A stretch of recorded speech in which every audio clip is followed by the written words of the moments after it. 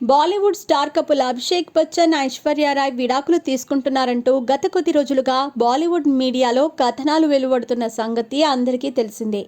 ఈ వార్తలకు బలం చేకూర్చేలా బచ్చన్ ఫ్యామిలీ వ్యవహరించడంతో అందరూ ఇది నిజమే అనే నిర్ధారణకు వచ్చేశారు.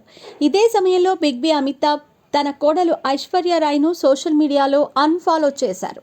ఇది చూసిన నెటిజన్లు ఐశ్వర్య రాయ్, అభిషేక్ బచ్చన్ విడాకులు తీసుకుంటున్నారని, అందుకే అమితాబ్ ఐశ్వర్య రాయ్ని సోషల్ మీడియాలో బ్లాక్ చేశారని చర్చించుకుంటున్నారు.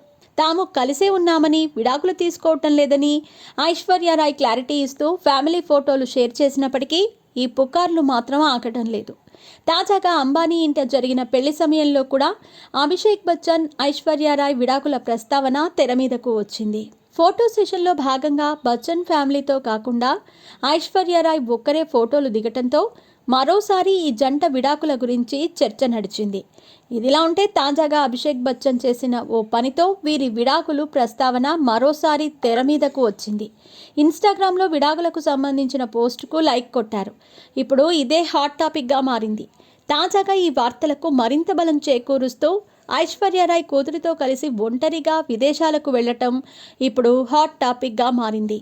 ముంబై విమానాశ్రయంలో ఐశ్వర్య, ఆరాధ్య మాత్రమే కనిపించటం, అభిషేక్ బచ్చన్ లేకపోవటం మరోసారి ఈ జంట విడాకుల గురించి చర్చకు వచ్చింది.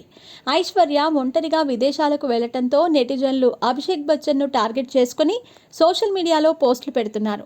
భార్య, పిల్లల్ని మర్చిపోయాడని కొందరు నెటిజన్లు కామెంట్స్ చేస్తూ ఉండగా ఎలాగో విడాకులు తీసుకుంటున్నారని తెలుస్తోంది. అభిషేక్ బచ్చన్, ఐశ్వర్య మళ్ళీ పెళ్లి చేసుకోవాలని మరికొందరు కామెంట్స్ చేస్తున్నారు. మొత్తానికి అభిషేక్ బచ్చన్, ఐశ్వర్య రాయ్ విడాకుల గురించి వార్త మరోసారి చర్చనీయాంశంగా మారింది.